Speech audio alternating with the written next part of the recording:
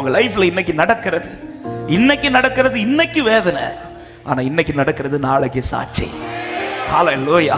எத்தனை பேர் இன்னைக்கு அது வேதனை தான், அதை நான் ஏற்றுக்கொள்ளுகிறேன். ஆனா எனக்கு தெரியும் இந்த வேதனையை சாட்சியாய் கர்த்தர் மாற்றுவார் என்று விசுவாசிக்கிறவங்க ஹல்லேலூயா ஹல்லேலூயா சாட்சியாய் மாறும், சகலமும் சாட்சியாய்.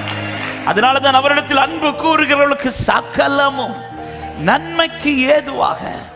சீஷர்களை கூப்பிட்டு சொல்ற, என் நாமத்தில் ஒண்ணு நடக்குதுன்னா அது நடக்கிறது உனக்கு துக்கமாய் தான் இருக்கும், நடக்கிற நாட்கள் அது உனக்கு வேதனையாய் தான் இருக்கும், ஆனா சாட்சி ஆவதற்கு ஏதுவாய். ஒரு விஷயத்தை கர்த்தர் உங்களை சந்திக்க வைக்கும் போது புரிஞ்சுக்கோங்க, இதை தான் நாளைக்கு சாட்சியா பேச போறேன்.